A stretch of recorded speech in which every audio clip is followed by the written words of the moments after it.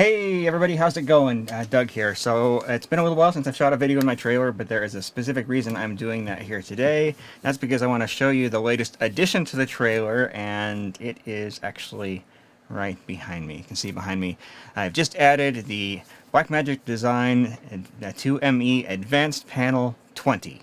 So long name for a big panel.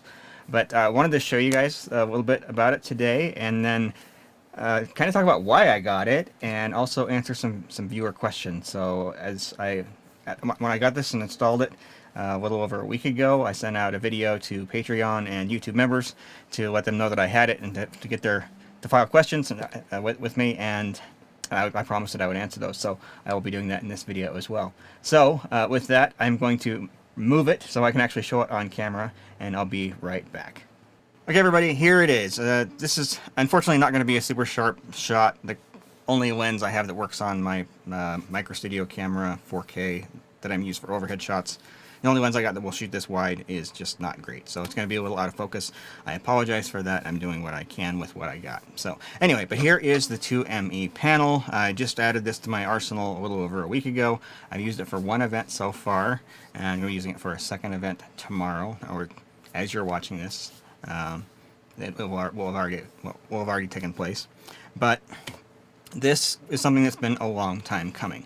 So let me take you on a super brief tour, as I actually already have a full video of the walkthrough of the 10 input version of this one, the much smaller one, and this thing is basically the same thing but much bigger. So I want to show you a couple of differences, and then after I do a quick walkthrough, I'm going to talk about why I got this, why it was something that was important to me, why I got it now specifically, and kind of talk about my game plan moving forward with this and the trailer in general. Okay, everybody, so here it is. This is a 2ME panel. What that means is it's capable of controlling two separate mix effects engines in a single switcher.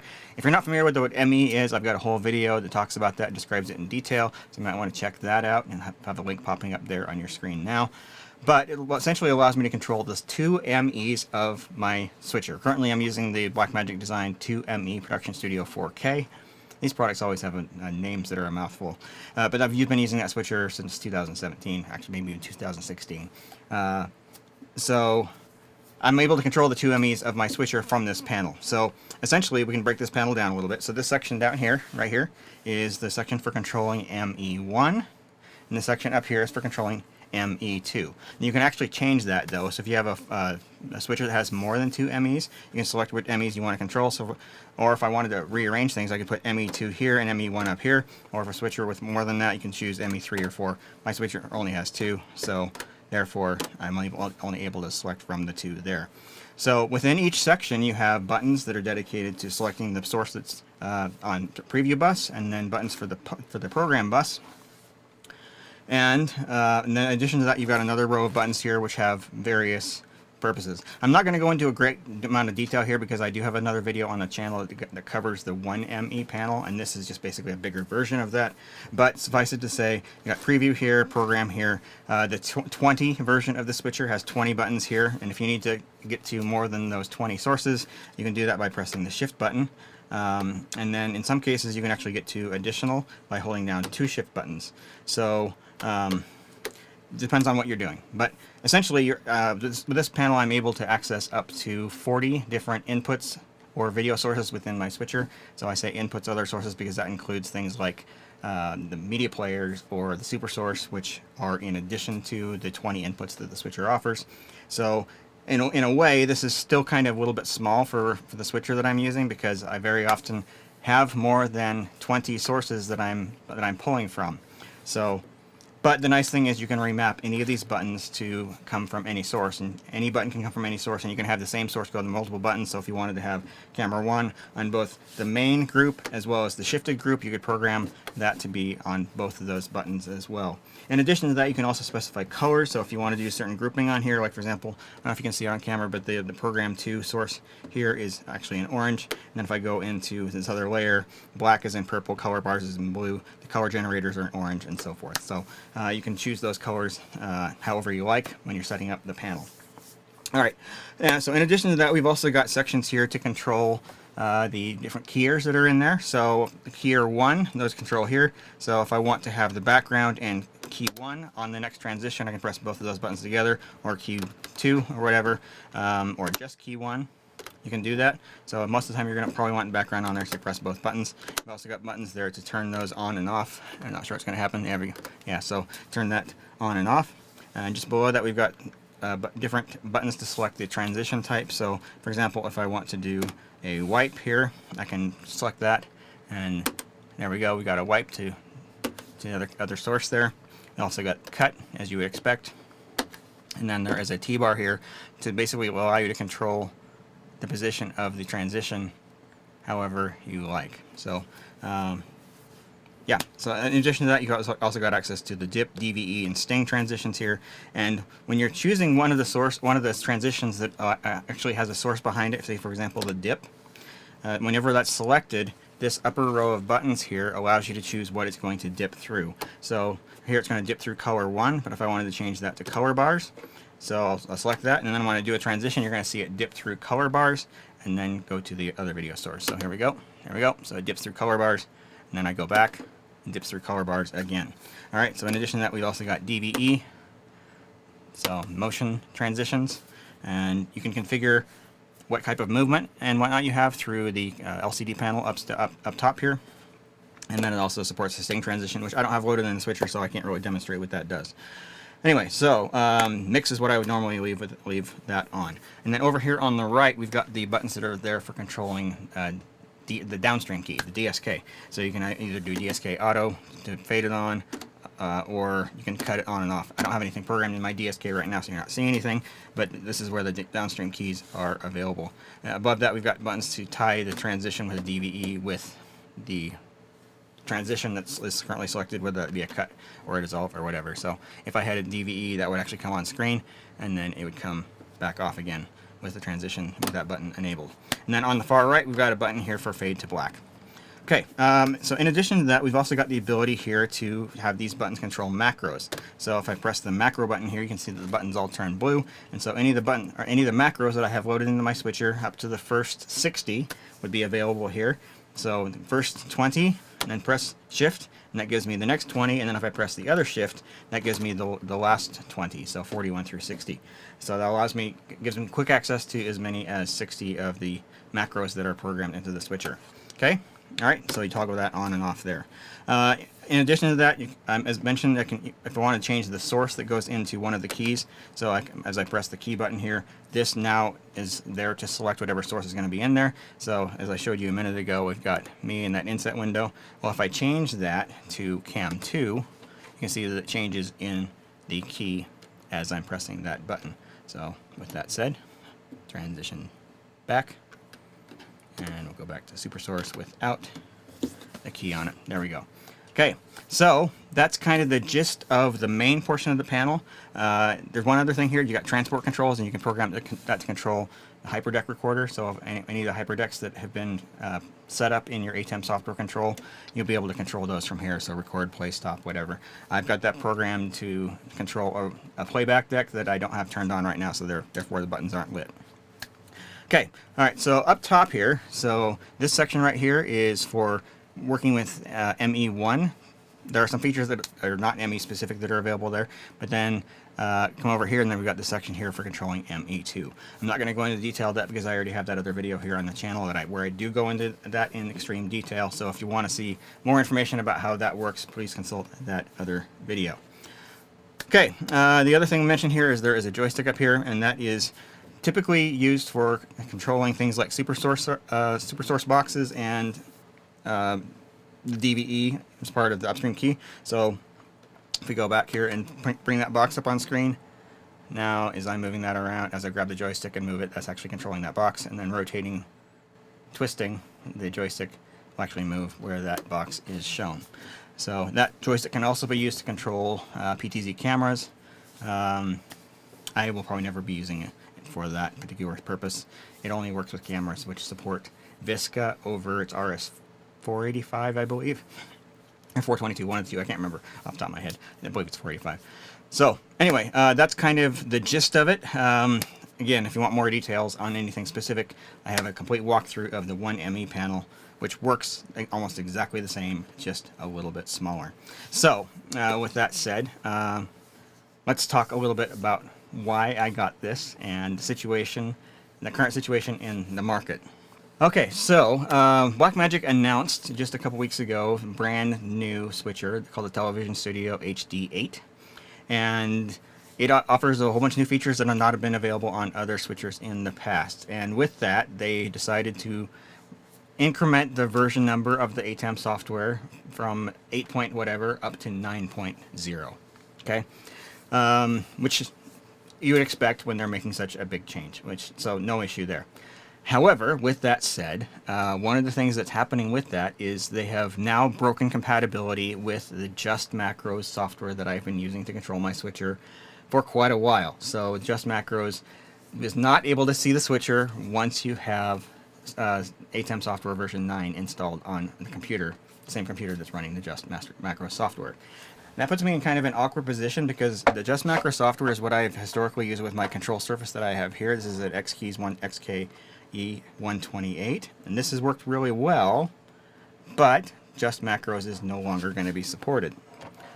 Therefore, I kind of have to figure out what I'm going to be doing moving forward. I've liked using Just Macros, that it gives me some functionality that is not able to get anywhere else, literally. And so I've continued to use that even though the software has not been supported for quite a while. But now the website is gone, and so I'm not expecting that that software is going to be fixed and updated to work with ATEM version 9. So the panel is one solution. It felt like the right time to finally jump in and make it happen. The right opportunity, the right job came up where I was going to need this, and so I went ahead and bought it. On top of that, these days when I'm working video events, it's actually getting kind of rare for me to act as technical director. I fulfill the engineer role more than anything else these days. So I've had to hire technical directors to run out of my trailer, and there's two comments I always get from the TDs that work here in the trailer. First of all, your intercom is amazing. Everybody loves my intercom. It sounds fantastic. And the other one is, I sure wish I had a T-bar. So technical directors love having the T-bar and being able to do crossfades and things like that at their own rate. My previous solution using the X-Keys controller did not have that. I've kind of gotten around that by using a touchscreen. There's a touchscreen monitor just behind me here, and I have the ATEM software running on that, and you can just take your finger and swipe on the screen to control that T-bar on screen.